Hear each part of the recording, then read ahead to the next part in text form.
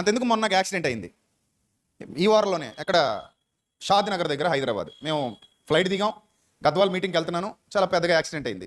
కానీ ఏం అవ్వాలా, దేవుడి దయ వల్ల ప్రాణాలతో హ్యాపీగా ఉన్నాం. చిన్న చిన్న దెబ్బలు, పెద్ద విషయం కాదు, పట్టించుకోవాల్సిన పని కూడా లేదు.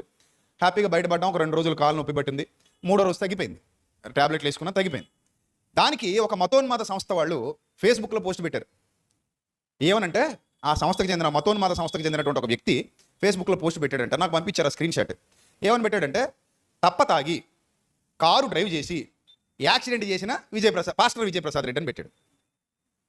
నాకు నవ్వుకున్నాను నేను.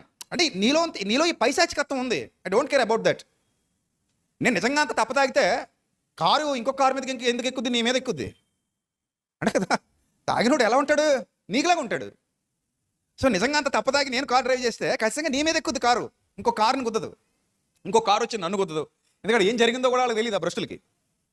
మేము గుద్దలా, మమ్మల్ని వచ్చి గుద్దేశారు వరుసగా టప్ టప్ టప్ అని, మధ్యలో ఇరుక్కుపోయాం మేము. సో ఈ ఉన్మాదం ఏమంటారు దీన్ని, మత ఉన్మాదం. అదే మనోడు అనుకోండి, అయ్యయ్యో ఎంత బాధ ఎంత కష్టం అంటాం. పక్క మతం అనేసరికి ద్వేషం అని ఏదోటి అనాలి. సో ఇలాగా ఎంత భ్రష్టు పట్టిపోతుందంటే మానవ హృదయం, దాన్ని కడుక్కోవాలి, దాన్ని శుభ్రం చేసుకోవాలి. ఇదే యాక్సిడెంట్ నా మీద పోస్ట్ పెట్టిన అతనికి అయిందనుకో, నేను అలా పెట్టను, నేను అసలు పెట్టలేను. నా మనసు ఒప్పుకోదు. ఒకవేళ నిజంగా అతను తాగి యాక్సిడెంట్ చేసినా కూడా నేను పట్టించుకోను, ఆ మాట అన్న కూడా.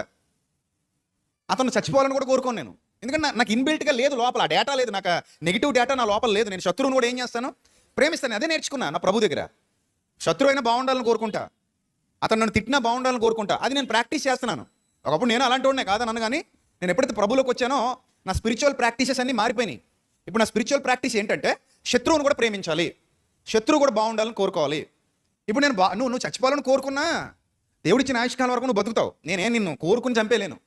కాకపోతే నీ మీద ద్వేషమో అసూయ కుళ్ళు కుషితో నా మనసులో పెట్టుకుంటే ఏదో రోజు నువ్వు చేస్తావు నేను చేస్తాను, కానీ నేను బతికినంతకాలం చచ్చేంత వరకు ప్రశాంతత లేకుండా బతకాలి, ప్రశాంతత లేకుండా చావాలి. అందుకే ప్రభు చెప్పిన నీతి సూత్రం మానసిక ప్రశాంతతనిస్తుంది.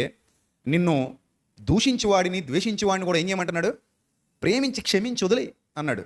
అంటే ఎక్కువ తీసుకోక మైండ్లోకి. ఆడి కర్మనాడు పోతాడు రా, వదిలే, ఆడి కర్మనాడు పోతాడు. 100 మంది నాకు పర్సనల్గా మెసేజ్లు పెట్టారు, అన్న ఏందన్నా మీకు ఇంత పాపులారిటీ ఉంది, మీకు ఇంతమంది తెలుసు, మీకు ఇంత ఇది ఉంది, మీరు కేసు పెట్టొచ్చు కదన్నా అన్నారు. ఏంటది? అలాగే నేను రోజు చాలామంది మీద పెట్టాలి కేసులు, రోజు చాలామంది మీద పెట్టుకుంటూ పోవాలి కేసులు. మనకు అవసరమే, కుక్క మురిగింది అనుకోండి వదిలేయండి అన్నాను అంతే. రోడ్డు మీద వెళ్తుంటాం, ఏదో మురుగుద్ది, దాని మీద మళ్ళీ ఇప్పుడు కేసు పెట్టి టైం వేస్ట్ చేసుకుని ఇది ఇలా అనేసాడు నన్ను అంటే ఏమైపోయింది, నేను ఎంత తాగానే ఏడిచానా? ఆడంటే మాత్రం నేను తాగుపోతాను అయిపోతానా? పట్టించుకునే పని లేదు అసలు. ఆడు తాగుతాడు, ఆ విషయం ఆడికి తెలుసు, నేను తాగను, నాకు తెలుసు ఆ విషయం. సో ఈ మాట అనకపోతే వాళ్ళలో ఉన్న సైతాన్ని ఒప్పుకోడు, అంతే కదా. మరి లోపల సైతాన్ ఉంటేనే ఇలాంటి మాటలు వస్తాయి. కాబట్టి మన హృదయాన్ని ఎంత శుద్ధిగా ఉంచుకుంటే, హృదయ శుద్ధి గలవారు ఎవరు? హృదయ శుద్ధి గలవారు ధన్యులు. హృదయ శుద్ధి గలవారు ధన్యులు. ఈ మాట చెప్పింది యేసుక్రీస్తు. అది మన స్పిరిచువల్ ప్రాక్టీస్ ఇప్పుడు.